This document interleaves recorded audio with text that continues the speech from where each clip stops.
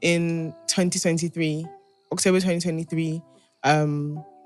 And yeah, I came for NYSC, which was something I'd always wanted to do. So I guess it felt like it was then or never, because at that point, like, I don't know, I was getting older, and it was just like, this is not gonna really happen again if not before now. you clock 30. Exactly. So let's just do it. If I don't do it now, I'm not gonna do it.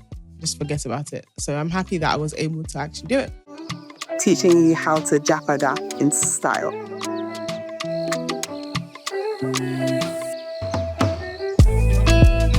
Hello, welcome to the Japada podcast. Literally the ultimate spot actually, for bold Africans rewriting the Japa narrative. Here, we dive into unfiltered, sometimes gritty, other times funny, but always inspiring real-life experiences of Africans abroad who have moved back home to thrive. So forget all those Japa yarns. We're here to flip the script. So if you're in the diaspora, maybe thinking of moving back to the continent, or you're just curious, we're here to serve you the tea on how to turn Japa into Japada and how to do it in style. My name is Mololuwa, and I'm joined by my mother. Hi, mother. Hi, daughter. My name is Atinoke. Good to know. How are you today? Well, I'm feeling the Lagos weather. Oh, which is a good thing. Yeah, I think so. You prefer sun to sort of cold. I prefer it because it does my skin good compared to the freezing cold weather, yeah, that some of you might be experiencing over there. Can't relate. Yeah. Plenty of sunshine here. 100%. So how are you two, Ma? I'm okay, thank you. I'm good. You sure you're now in the mode? You've put up the GCSE drama skill. Yes. This morning. Yes, you did. Good. Today we are going to be what are we actually doing today? What are we really doing today? Since just chit chat between both of us. Is it just? I feel like it's just as valid. Conversations between both of us as it is. I know there are loads. There are loads. At least whatever it is we are going to be. Maybe we should put the spotlight on you today. Okay. That's fine. But before then, I think I brought something. Hey. Oh my gosh. This bell. I don't know why. Ding dong, ding dong. We have a dilemma. This is what I'm going to be ringing for dilemma.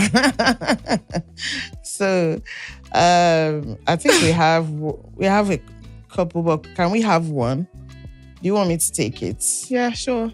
Then we can see what we think. Okay. Okay. This one. Oh. It says, I missed my mother's last moments. That's how, on the email. I missed my mother's last moments. And it said, I can't stop thinking. And that's from Tunde. I can't stop thinking about what happened. And I don't know if I'll ever forgive myself. That's a strong one. My name is Tunde, and I've been in the US for over a decade. I always meant to visit home, but something always got in the way. Work, visa issues, or just life. Last month, my sister texted me that my mother was sick. I planned to call her that weekend, but I got caught up with work. A week later, another message came, Mommy has gone. I feel like I abandoned her. At the funeral, my family barely spoke to me, and my aunt said, America has taken our son away. How do I deal with this guilt? How do I reconnect with my family when I feel like an outsider now? So did he call her? Or he never got to call his mom before she passed away? He didn't say anything about... Because he was saying that he said, I planned to call her that weekend. So he didn't? But clearly, that's what... but I got caught up with work. A week later, another message came. Mommy has gone. I feel like I abandoned her. At the funeral, my family barely spoke to me, and my aunt said, America has taken our son away. Oh, that's a tricky one, I think. Because it does sound like he was too busy. It doesn't sound like it was a thing where they just felt that way. It seemed like he kind of has admitted that he didn't really reach out a lot, or at least as much as maybe he thinks he should have anyway. But you can't change the past. Like, unfortunately, what's done is done, and it's not easy to hear, I don't think. And the guilt that he feels is understandable, but all he can do is try not to continue in that way if he doesn't like the way that it's left him feeling this time around. It's a really harsh way to learn a lesson, but that's the only thing I think he can get from this now. The lesson of connection and how important it might be to stay in contact and keep relationship in the future. Unfortunately, sometimes it takes like really big, drastic things to happen for people to like realize some things. And maybe this is it for him, sadly. And learn that lesson that they never forget anyway. Yeah, I don't think you can forget this one. Yeah. So but that's sad. I don't think there's anything that anybody can do or say to make him feel better. It's a guilt that is understandable. And only time, I think, can heal it. So how is he going to reconnect with the family now? That everybody's looking at I think he just has like to make an outsider. effort. How? Well, he lives abroad, so I don't think there's anything he can really do in terms of, well, if there's something he can do, maybe if he can explore working remotely for some time, or then he could try and explore that option, see if he's in closer proximity, that can help rebuild the bridges. If he can't, then he just has to make the effort with what he has, so technology. He has to be intentional about phone calls, sending messages, asking after people. That's the only way he can, I think anyway, rebuild the bridges with the rest of his family.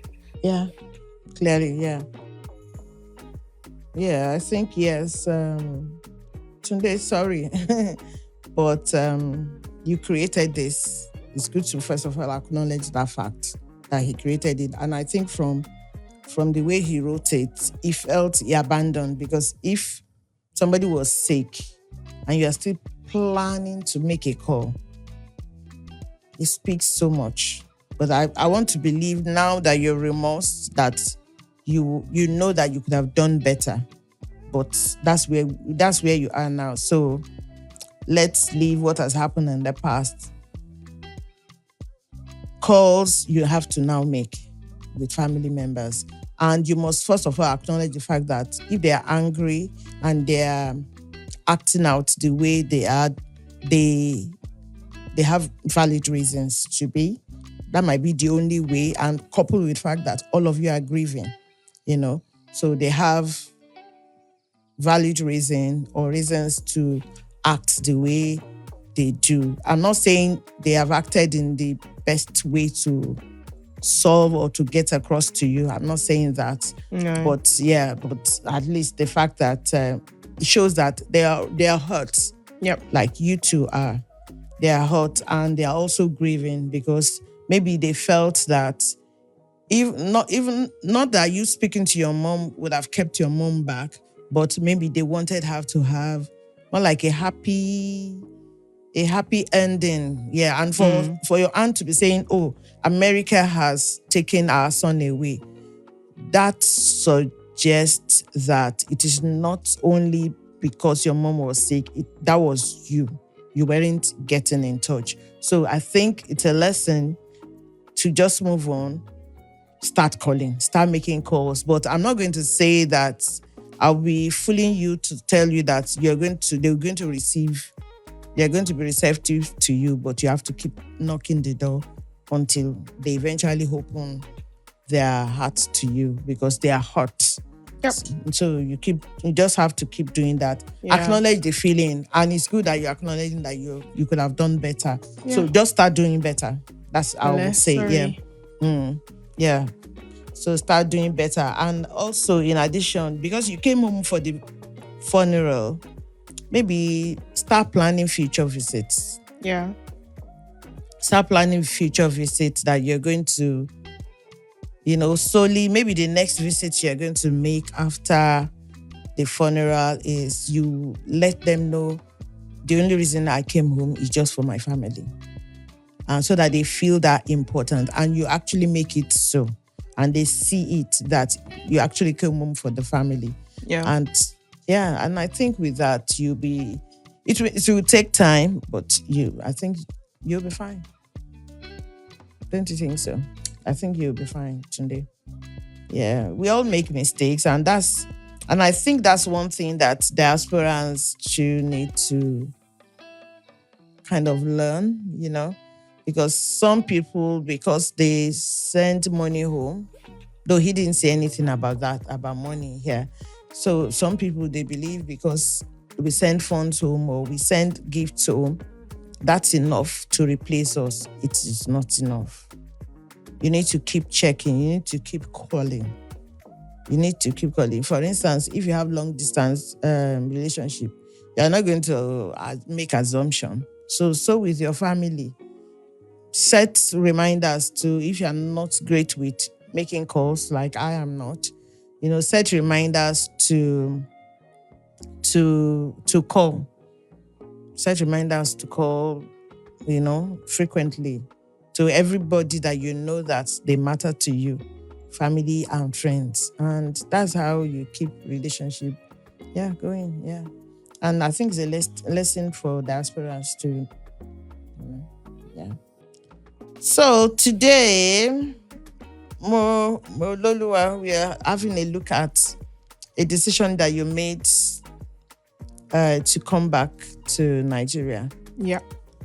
And you decided to use the NYSC route because your family were not in Nigeria. I mean, your immediate family, not that you have your extended family in Nigeria, you have other families in Nigeria, but and just you.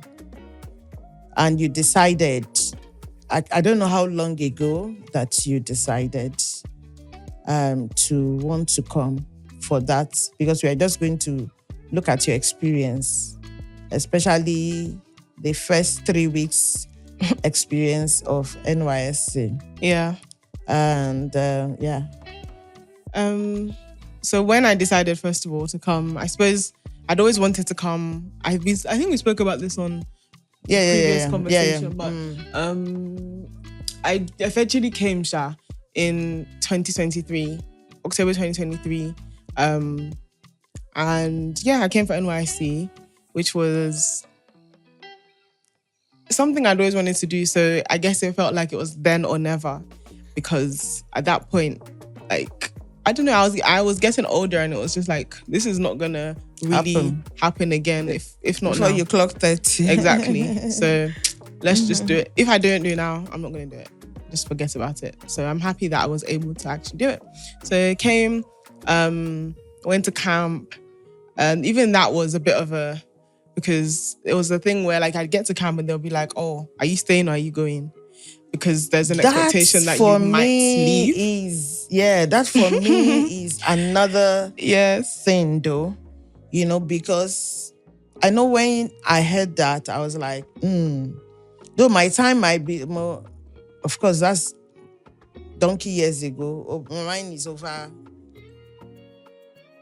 Compared to the time you did your NYSC, mine was over 35 years that I did NYSC. Mm-hmm.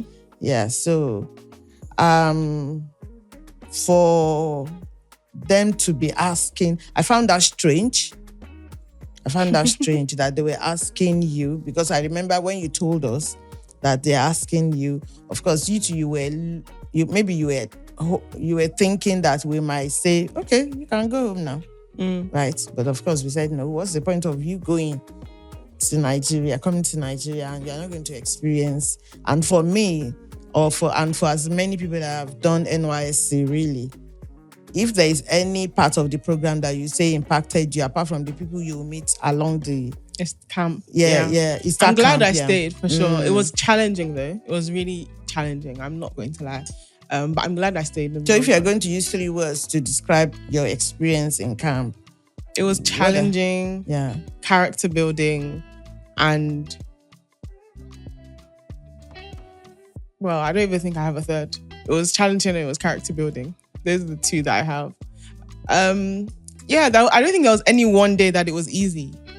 It was hard, but I know that at the time I knew why I was there, and I knew that I wanted to be there, and I knew that I'd wanted to do this for so long that like it wouldn't make sense for me to go back to the house and be in Lagos or be in Nigeria and be doing NYSC but not be doing NYSC. Like, to have come all the way from the UK, like it wouldn't have made sense to just do it in that way. Some people do, and some people do it for medical reasons and so on and so forth. Other people do it for medical reasons. In quotes. Yeah. But I understand, because camp is not... I don't think everyone can survive camp.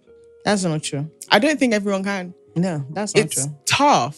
Like... No, that's not true. And I even camped in Lagos. I've heard that there are there are camps with much worse conditions. Like, and there are some camps with better even, I've heard. But... I think that's what it's supposed to be, like will I say boot camp? It's supposed to be something that is character building, definitely. And it's not supposed to be something that is a walk in the park. So I'm sure, compared to what it used to be, I'm sure you people are actually, you people had it good. I don't know. I don't know what it used to be, so I can't really say. I think it's just as a result of this generation that I stand to be corrected. And I know some people might go for me. I'm not glorifying suffering. I'm not, I'm not glorifying suffering, but everyone needs mental resilience to walk through life. That camp did that for sure. That's what I'm saying, that not everybody can... Exactly. I don't think everybody can like stand that amount of it, because it was the relentlessness, because there was no like break. So that was the problem, was the fact that it was relentless. It was day after day after day for 21 days. It was just back to back to back to back to back. So you didn't really feel like you had the chance to recover. Are you saying Monday to Friday is the same as Saturday and Sunday? Only Sunday is different. So Sunday is the day that we, like, obviously they, like church and things that are built into camp. So on Sundays, we have like a different schedule. But Mondays to Saturdays, the same. Yeah. Yeah, just for 3 weeks anyway. I know, I'm just saying that it was the relentlessness of that for 3 weeks. Okay, let's walk us through your day one. What was the feeling like? So the first day, you go to camp with all your stuff. And me, I had stuff. I had one suitcase and then 1 gallon was good. People were linking the shit moving in. But I just didn't want to not have anything that I needed. So I'd rather overpack than underpack, honestly. Especially because I knew it wasn't going to be the most comfortable place. I wanted to try and make myself as comfortable as possible.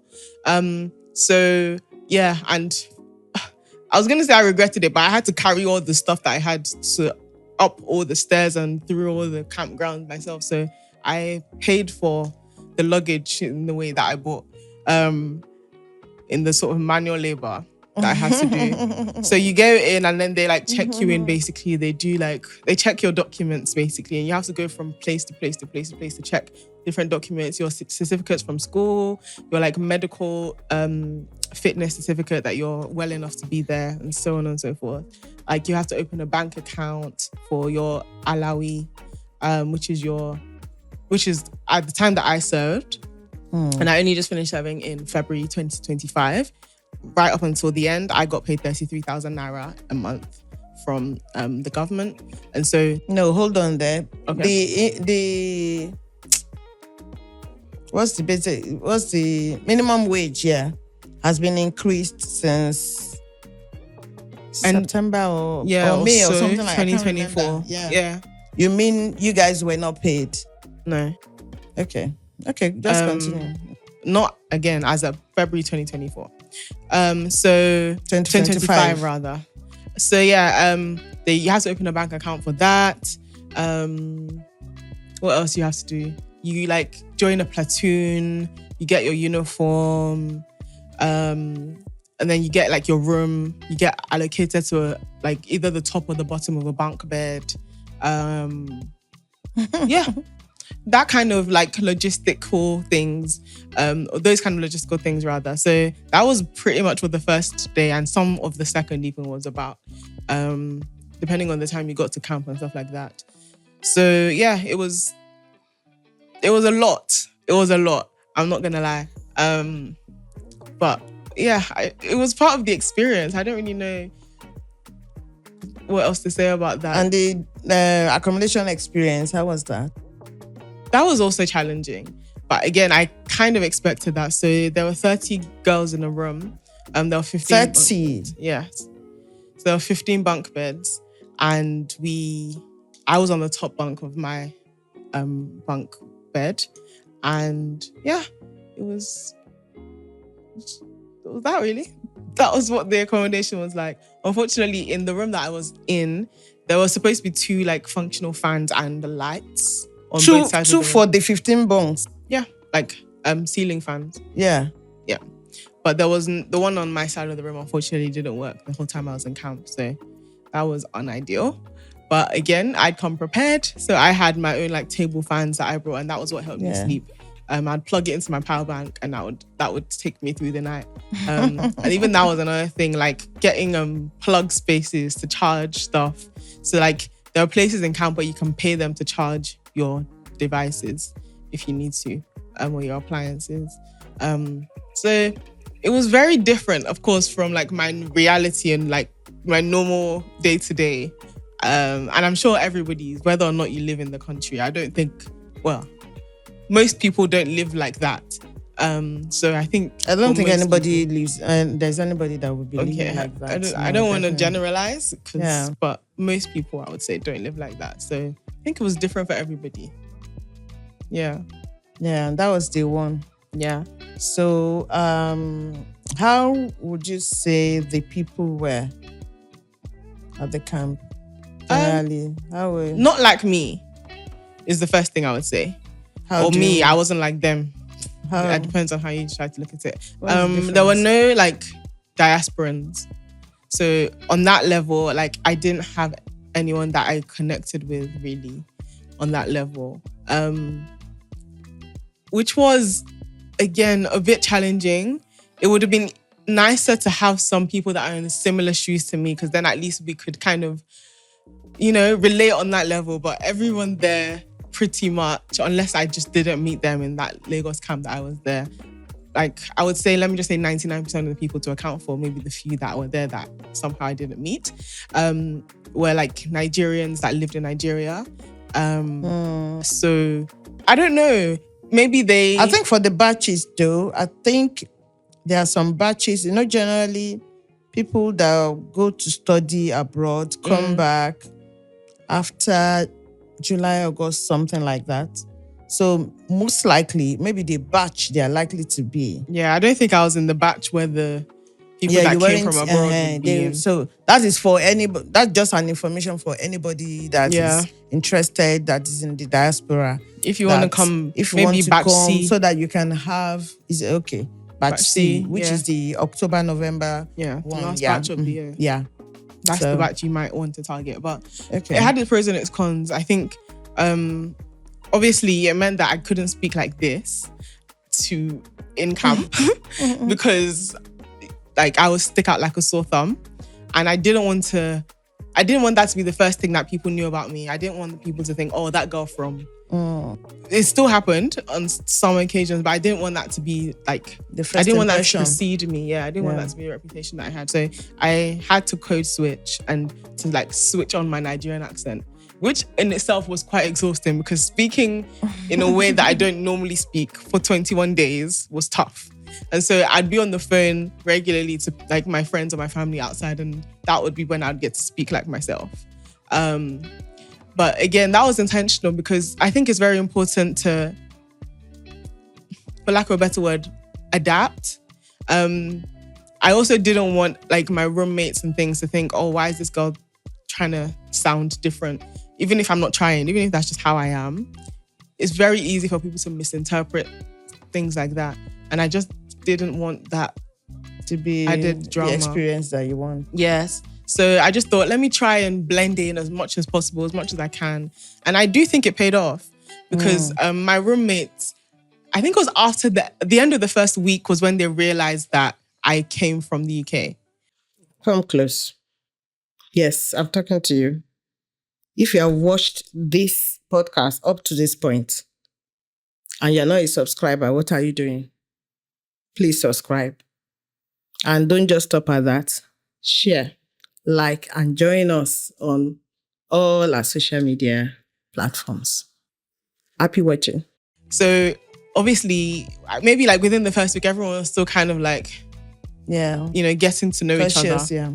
And then at the end of the first week, they were like, no wonder, because you do sound a little bit different. Even though you're trying to sound Nigerian, I can still hear a tinge of non-Nigerian. And we're trying to figure out where that's from, but it makes sense now. But the one thing they did do was they acknowledged the fact that I tried. They were like, you didn't think, oh, let me just...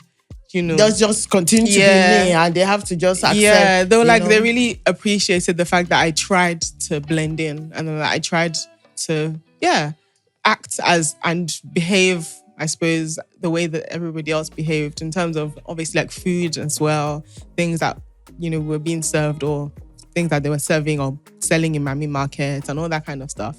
They're like, you clearly tried to like integrate, basically. And that is something that they seem to appreciate. So that was nice. But then after they knew that I came from the UK, I could start to speak a little bit more, not completely, because I remember, for example, there was one particular thing. I think somebody was saying they were looking for the towel. And they were saying, and I was like, oh, have you seen this person's towel? They're like, what's that? And I was like, their towel. They were like, towel. I was like, towel. Because you're the one that's saying it wrong, not me. You're not going to gaslight me into your lack of grammatical correctness or pronunciation or whatever. They're like, oh, this one is saying towel. That's what you've been saying all this time. You mean towel? I was like, okay. So there were instances where he was like, but it was all taken in good spirit, and I think I actually got on very well with my roommates. That was part of probably what made camp I don't want to say bearable, but made camp enjoyable to the extent that it was for me. My roommates were good girls. So yeah, that's interesting, isn't it? Yeah, good girls, but it was not easy. Honestly, I can't overstate how not easy it was. The early morning wake ups, my God, like that bugle.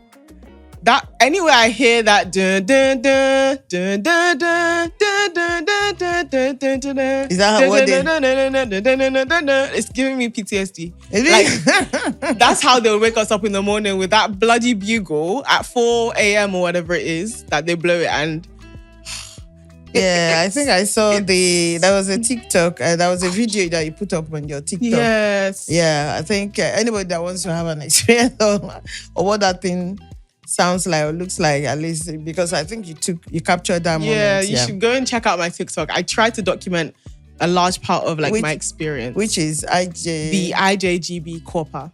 Okay. The IJGB Corper. The IJGB Corper. Okay. I'm on TikTok. So yeah. Oh God. And waking up that early in the morning, it's still pitch black outside. You have to get dressed in your white and white, go to campground. We have to do morning devotion. We have to do man o' war drills, exercises. The camp director will be telling you something at 5 a.m. and it's just like, something like what? We'll just be saying, oh, you guys didn't do this yesterday. They do their morning briefings. Okay. It's 5 a.m. Yeah, but the day has started, and especially in Lagos. Lagos starts. I know, but Lagos wakes up early. Yeah, it was. It's because maybe you are coming from a place where people don't start up that early. Though I know it's a 24-hour economy, but the real 9 to 5 people, they don't start up that early. Maybe that's why for you it was such a huge thing. I'm sure for maybe more than 70% might not be a big deal. Maybe. Yeah. So yeah, and so walk us through what's just an average typical day. My gosh, I feel like I even have like a schedule because we always had like the daily schedule. They would paste it on the board or whatever in the morning, so when you come out you can look and see what's happening on the day. Yeah. Okay, so it's so planned, so well and structured, right? Yeah, it's planned in that way. Yeah. Every day that was there. So that would include like all the meal times, like the lectures, like the marching. What are the things in the lectures? It depends on the day. So they will do some things like Said lectures. Said is skills acquisition and entrepreneurship development or something like that. Which is basically where they teach you about like having a skill, like something you can do with your hands. Which is a good thing. Yeah, it's not a bad thing at all. Yeah. So okay, I found a typical day. So wake up. Okay, they blow the bugle at 4:30. So between 4:30 and 5, you form up on parade ground. Between 5 and 5:20 a.m., we do the anthem. Oh, we sing that NYSC anthem. Under the sun or in the rain. And I was going to say they really lived up to that. But when it was raining, pelting it down, we didn't do anything outside. So don't worry. And then 5:20 a.m. to 5:40 a.m., the camp director's address. So you can imagine standing there for 20 minutes whilst one man is just going on and on. But anyway, at 5:20 a.m. Then 5:40 a.m. to 6 a.m. prayers. That was quite fun because each platoon would take turns to lead praise and worship and to give like a little morning devotion thingy. So that would be interesting sometimes. And then 6 a.m. to 6:10, we do physical training. In Lagos, and then 6:10 to 6:20, we did manual. I feel like that was sometimes combined, so we just had like a 20-minute long like thing. In Lagos, there was this lady that I don't know if she's still there, but if you camped in Lagos, you might recognize you might recognize the phrase antenna. She was the Madam Antenna, so she'd count 1, 2, 3. Like she'd say we should do exercises to the count, and then she would say when she's saying 10, she would say antenna. And so that she became known as Antenna. Anyways, that was quite fun. And then we would do, on this particular day, 6:20 a.m. to 7 a.m., core deployment and relocation lecture. So if you wanted to move states, maybe from where you camped to where you want to serve. Oh, okay. They actually made room for that. Yeah. That's good. That's quite good. And so there was that lecture. Obviously, it means NYSC is flexible. 6:20 a.m., but cool. No, if you need it, you'll go and attend the lecture. It's not optional. Oh, it's for everybody. Yeah. Oh, okay. And so that's why you need sunglasses in camp so you can sleep. Dark ones. So okay, you guys will be seated anyway. Yes. But the soldiers are patrolling, no? So there'll be they can. Yeah, I can't lie. I got caught a few times. They'll tap you, and if you don't respond, But have people around you that can let you know when the soldier's coming. Yeah. I don't know if I said that. I assumed it was obvious, but like we stay on like soldiers kind of barracks type thing. That's where camp takes place. So when I'm saying soldiers, there are soldiers there because military people. Yeah, military people. Okay, let me not say soldiers. So they kind of like, I don't know, supervise us for the time that we're in camp alongside NYSC staff members. So that's how it works. And then 7 a.m. to 7:20 a.m. we have drills. So that's like marching drills. There's the military guys that take charge of that. And then 7:30 a.m. By 7:30 a.m. I felt like it'd been a long day. And it was 7:30 a.m. By 7:30 a.m. we now had to do now bath and breakfast. 3.5 hours by 7:30 if you woke up at 4 a.m. Yeah. And so bath and breakfast, 7:30 a.m. to 8:55 a.m. And then from 9 a.m. to 10 a.m. on this day, they did like a blood donation sensitization, apparently. Don't remember When is breakfast? Bath and breakfast, 7:30 a.m. to 8:55. And then after that particular sensitization, they did 10 a.m. to 11 a.m. was a lecture from the Institute of Public Safety. And then 11 a.m. to 2 p.m. Said training. So people from like different walks, that did different things, different trades, would come to camp and you'd pay them to learn a skill. So I did auto gele.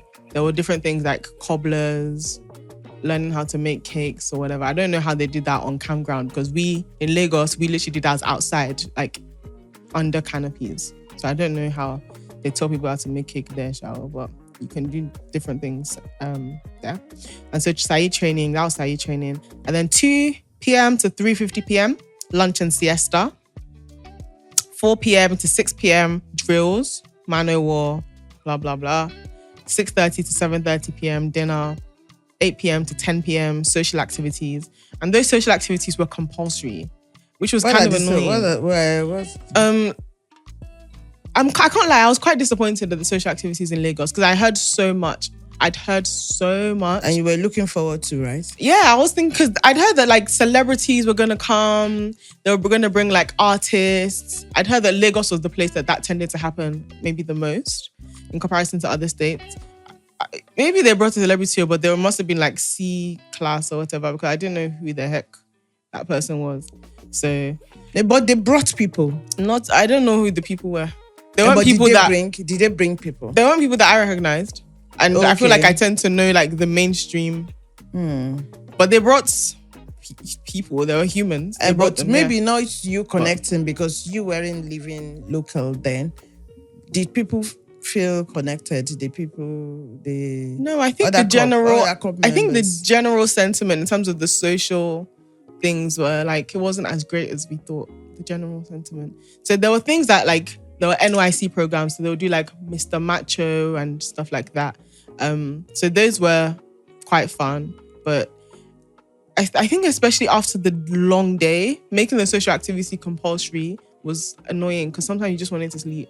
And they wouldn't let you. They wouldn't let you back into the hostel. The like military people would be like sat in front of the hostels, telling you to go back. Although at one time we did speak with the camp director, and he was saying that because things are going missing, and so if you're found in the hostel, then you're going to be held accountable. So 10 p.m. was when they let us back. They would typically let us back in. Sometimes things would overrun, and that would be every day. 10:30, lights out. But at that point, you need to shower. Everyone is trying to shower at the same time. That's even a different thing, like the bathrooms. Oh my gosh. Yeah. I think that one's on your TikTok. Anyway. Yes, that's on my TikTok as well. You can see what the bathrooms look like, I think. But I say all that to say that I'm still happy I did it. I'm definitely happy I did it because it just made me know that I can do hard things. It was not easy. But yeah, I did it and I survived it. And if I was to go back, I would do it again. But if you were to ask me now, go to camp again, I'll pay you this. Unless you're paying me like GBP, I don't think I would do that. I'm so sorry. So it's not something you want to try again? Not again. Period. Not again. After going through that. And I'm not sure that's what NYSC intend to achieve though. They want it to be, yes, even though character building, but also a fun place. Because you meet people that you meet. Yeah, the people were cool. The people were cool. Yeah, I'd say my roommates were probably my favorite sort of bunch. How about your people. platoon? Platoon. What was your experience with your platoon? The platoon was okay. Our like platoon leader, what do they call him? CJ. I remember his name. He was a good leader. I remember thinking, this guy is very good in terms of leading people that have coconut head, because some people just I'm just like boy. But yeah. And you had platoon activities that were just your platoon that had to do. Yeah, because I remember, I feel like I'm not sure whether I saw that on your TikTok. Okay. Something about cooking or something, maybe helping in the kitchen. Okay, yeah. So we'd be like on a rota, like every platoon would have to do certain duties. So yeah, when it was my platoon's day, we cooked like yam porridge or something that day. It was a Sunday, which was unfortunate because it meant that we were in the kitchen pretty much all day that day. You had to resume in the morning. But that means that you're excused from other activities. No, that's why I said it's unfortunate, because on Sunday we don't have Oh, but so other people can do it other days as well. So it's an everyday they're thing. excused from other activities. Okay. So it was unfortunate because the day that you get to rest. Day. Yeah. Okay. Yeah. So literally imagine peeling, like, I don't even know the number of yams needed to feed like 3,000 people. Yeah. But we were doing it with staff, or like the kitchen staff. Yeah, staff that were doing it. Yeah. So basically you came, you did that. What would you say in terms of the whole 1 year, not just the camp experience? What would you say would be your top 3 highlights? 3? Or you think you can't have more, up to 3? 3 highlights for a whole year. For a whole year. Okay. Doesn't have to be NYC, exclusive to NYC. No, not exclusive. The fact that you came for that 1 year, because that might be somebody watching or listening, right? And they're like, is it really worth it? So somebody might be able to connect with your experience and say, okay, for this and this, yeah. Okay. So we want to know whether it's a complete waste of time or not. Hiya, my name is Atinuke. Hiya, I'm Mololuwa. Thanks for watching up to this point. Yep, thanks for watching. But you guys, you need to like the video. Yes, now. Subscribe, share, comment, leave a rating on Spotify, Apple, Google Podcasts, wherever you're listening. Engage with us, please. And do all the good things that you can do online, yeah? Yes, please. Okay, let's get back to the episode. The first highlight for me is not so much a moment, but more of a mindset, I suppose, orientation. Reorientation. Yeah. But I don't know if it was re-orientation. I think it was just an orientation in the first place, that I now have a first-hand judgment of Nigeria. I think up until now, it wasn't like I had a bad impression, but it was very controlled. So I'd come with my family and I'd go where my family went. So it would come for maybe 2-3 weeks, maybe a month max. I think I'd stayed prior to coming for service, and it was very kind of controlled. But I think getting to have a personal first-hand experience of Nigeria meant that I was able to form my own judgments, which for me is really valuable because it can help me inform maybe future decisions in terms of interaction with Nigeria, whether if, let's say, an opportunity arose in Nigeria to stay for an extended period of time, whether or not I would take it based on the impressions that I have. I think a lot of diasporans, for example, would maybe be afraid to take that kind of sort of decision in moving to Nigeria for a long period of time because you just haven't had the experience. And I can understand it. It's only what other people say that you have taken. And I don't think even the NYSC as an institution too, they're helping. You don't think they're helping people? Yeah, make that kind of decision coming from Diaspora to come and do it. Because if they have, yes, you know that it's a national program for all graduate students. If you have people that are coming from the Diaspora and you actually want to encourage them to come, even if it's just to do it and go back or do it, some people might stay and things like that. They need to do some extra things to kind of cushion the effects for somebody that's coming from a very completely different climb. They need to. I don't think they consider that their responsibility. Yeah, but it depends on how inclusive they want to be in the. Because I think from their point of view, they're kind of we didn't ask you to come. If you came as a foreign trained graduate, then you chose to come. But even the people here, it's not compulsory. But the thing is that you want to encourage many people to do it. Except they don't want to encourage people to do it. And I don't know. I have heard a lot of NYSC kind of people's thoughts on how effective it is. And again, I've heard that it's kind of dwindling. Yeah. So I don't know. Compared to what it was originally. Yeah. But that would, I say, is my first highlight. I formed a first-hand judgment on Nigeria, and for me, it's been positive overall. So if the opportunity arose, I would certainly come back to Nigeria for an extended period of time under specific conditions. Meaning you pay me in pounds. The second thing is, highlight-wise, I really enjoyed learning how to tie gele. That was something that I think I've mentioned before, but I'm not a very like creative person, I would say. I don't think that I would use that as a word to describe myself. So yeah, just doing something different, I suppose Saeed related, was quite cool. It was quite cool, especially because I was interested in gele. Like, I like gele being tied on me. I like the art of gele. I like how it looks. I think it looks really like regal. And so it was cool to learn that. And again, it wasn't learning it in in like an air-conditioned center or something. It was very much in a small local shop in Festac with no fan, not to talk of AC. So it was very... To me, it was giving grassroots.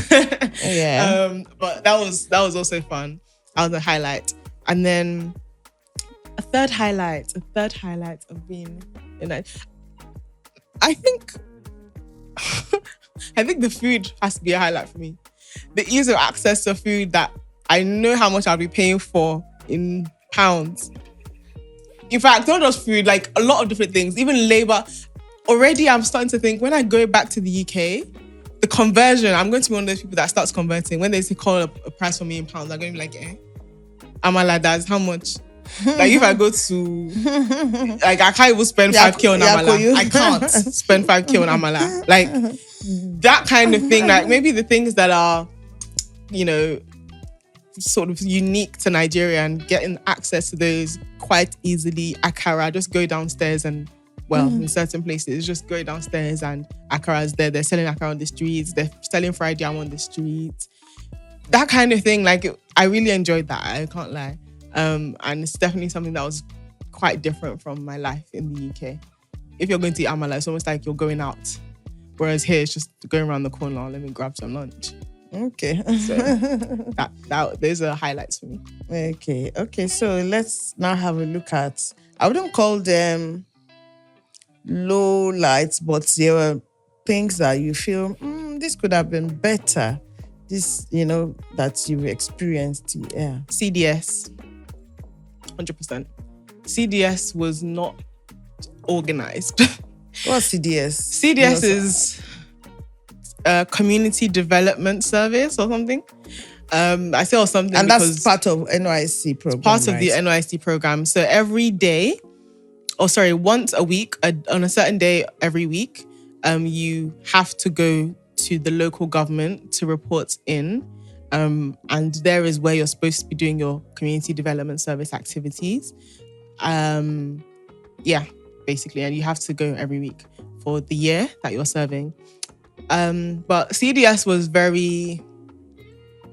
So basically your work week for NYC was 4 days. 4 day week. 4-day work week. Was supposed to be. Some people still went to work after CDS. So like maybe those that enjoyed their work. No. Some companies actually ask you to come back. I don't think that's something they're not supposed to do. Yeah. But they did. Not mine, just saying. Some people did. And I suppose maybe if you're trying to be retained, that might be something that people feel like they might want to do or have to do in a sort of indirect, sort of pressured kind of way. And you know that you are the one giving the extra. Yeah. Not that you're being made to do it. You're just doing it yourself. Yeah. But so CDS is supposed to be like a thing where you each day of the week, so mine was Monday, maybe like do something together with your CDS group to give back to the community. So more like a volunteering stuff. Yeah. Mine was medical. And we did do some things, and they do put some things on. To be fair, you can choose whether or not you engage and to the extent, I guess, in which you engage. And there were some things that I engaged with. So like we went to like a local like public school in VI, and we did this thing called the PAD drive, which was educating them on menstrual health. So that was cool. Like I went along to that. There were a few like things we did, like school assemblies on adolescent health and stuff like that. That we did, but it wasn't like frequent. It wasn't frequent. The Exco, sort of the lead sort of core members for each CDS group were kind of in charge of those kind of things. Bless those people, bless their cotton socks, because I wouldn't need those core members. Oh my gosh. Yeah, no, it's a big job and I really admire them for doing it, but I can imagine that it pulled at them a lot in terms of the fact that they're also just serving in their organizations like the rest of us. But CDS was not organized. So you'd go and you'd have to thumbprint every week I think it's to kind of show that you are still serving, that you haven't absconded. Because I believe in the past that that's something that people had done where the biometric system wasn't in place. So now there's a biometric system in place, which I guess obviously is supposed to minimize the risks of fraud or the chances of fraud, because nobody should be able to copy your thumbprint. But yeah. So you'll go and thumbprint every week, but it was just, you would sit for hours and hours. The local government inspector hasn't arrived. What does that mean? You tell us to get here for 7 a.m. or say 7 a.m. or say registration or attendance is between 7 and 9 a.m. It's 10 a.m. The local government inspector isn't here. And this isn't once, this isn't twice. This happens regularly. What does that even mean? Or they'll say, oh, the laptop isn't working that you're supposed to use to thumbprint. Or there's no light, so we can't plug the laptop. So what now happens on days like that? We wait until something changes. So we wait until the local inspector arrives. Local government inspector arrives. Okay, how about if it's a technical thing, laptop and all that? So whenever they can fix it. If they don't fix it, what happens? I don't think I witnessed a time where they couldn't be fixed. What they might do actually, if they couldn't fix it, is, I don't know, they might try and do something manual. So like maybe they'll get you to write down your names or something. But that would be after like hours and hours and hours of waiting. So things like that just meant that it was just clunky unnecessarily. Yeah. And you'd spend week after week after week doing similar things to that. Not every time, I would have to say. Sometimes it worked better than others, but yeah. So that could be improved. CDS. Yeah. CDS. So what other things, not just on NYSC now, your that whole year experience? That was a low light. About Nigeria, your experience in Nigeria, living in Nigeria, mixing with people and doing business transactions and things. Generally everything, right? Okay. Yeah. I think the lack of customer service was a big pain point for me. Like when you interact with service providers or people that you're buying goods from, and the way that they treat you, I think that particular subject we are going to discuss it one of this. That's definitely been a low light. I know it's a big. That one is a big one. Yeah, because they treat you like you're doing them, like they are doing you a favor rather, and you're paying for the service. Yeah, I'm paying you. And you're treating me like I'm an inconvenience to you. I can't. So how about the people generally? What would you say about Nigerian people? Nigerian people are great generally. Hospitable, resilient, and funny. That's what I would say, generally. Yeah, I think Nigerians have a good spirit. Wow. Yeah. So that's been your, at least in a nutshell, that's been your experience of NYSC. Yeah. And if you have someone, like you have a younger sister or brother, yeah, and what would you say to them? If maybe not your own. Okay, because those ones there's nothing to say to them about NYSC. They're just like, they're like, that's a you problem. Yeah, I think one of them said that you have done what the three of you needs to do. I've covered you for all the children of the family. Nah, I hear it. What would I say? I would say if you have a genuine interest in Nigeria or experiencing it, just a brief, If you have a genuine interest in Nigeria, NYSC, and you're under 30, NYSC is a good sort of scheme to kind of maybe test it out. Because you get to live in Nigeria for a year. That means you're experiencing daily life. It's not dirty December. don't expect Dirty December every day. It's just not gonna happen. So it's not a holiday, but it's not full-time relocation. It's not a complete commitment. But at least you also get to experience Dirty December within that 1 year, right? Yeah. If you have never experienced before. Yes. So I think NYSC can offer that if you're kind of maybe thinking of coming for the diaspora and just think, I want to experience what living in Nigeria is like. It gives you like a platform to do that, I would say. But if you're going to come... You need accommodation. Yeah, you need accommodation. If you're going to come, you need a support system. Like, I can only really speak the way I've spoken because my support system, like 10 out of 10. 10 out of 10. Like, I didn't feel like I wasn't at home. I wasn't living with my parents or my siblings, but I felt like I was at home. Yeah, because we're with your godparents. My godparents, yeah. So it's like... But again, in terms of like things like lights and stuff like that, I can't really say I experienced that too much. So I didn't experience a lot of the things that maybe... The discomfort. Yeah. So you probably want to try and replicate that kind of basic lifestyle. Soft landing. As much as possible. And also just don't compare. Try not to compare wherever you're coming from to Nigeria. They're different places. If you compare, you're going to be very frustrated, I'd say. Try and take Nigeria for what it is. Try and learn from being in Nigeria rather than teaching them, rather than trying to show them that your way is the right way. Try and embrace their way and see like what you can take from it, I guess. Code switching, really important. You need to be able to learn how to like... Well... sometimes speak like this, and other times you have to tell the bus driver, last, how much now? Last. The pidgin English. Yes.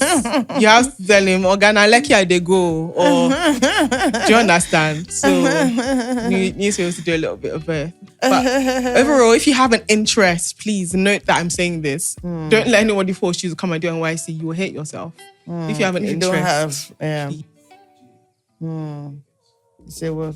Thank you very much for sharing.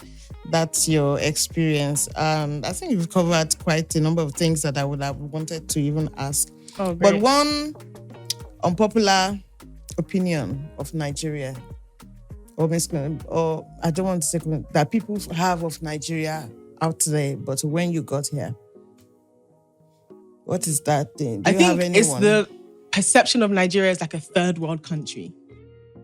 Overall, I can see how if we're sort of comparing it to the rest of the world, and we're also talking about the whole of Nigeria, not just Lagos.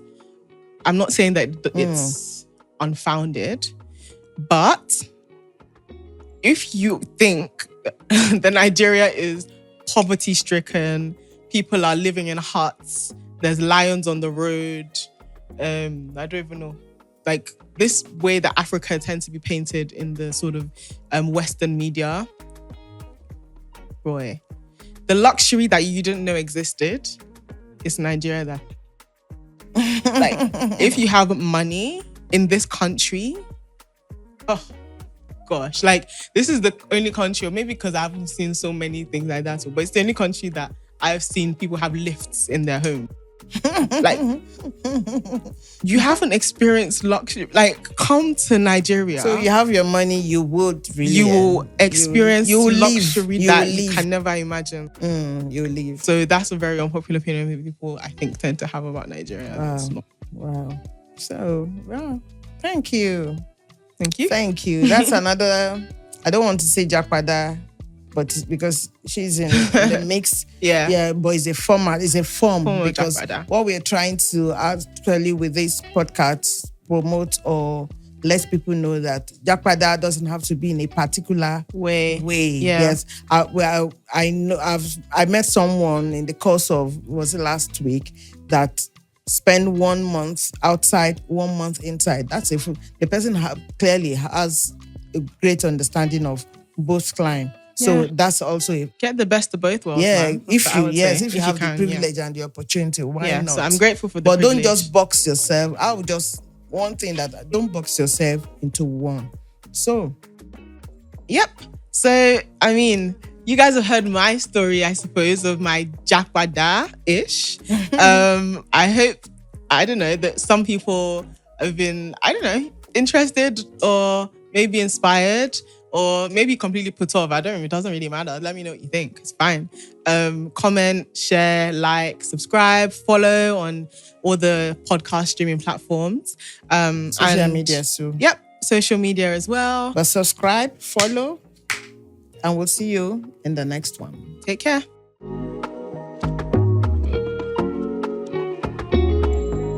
Actually, I moved back to Nigeria.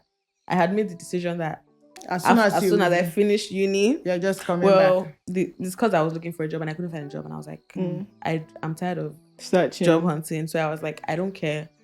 I'm gonna move back to Nigeria, and I wanted to start a chin chin brand.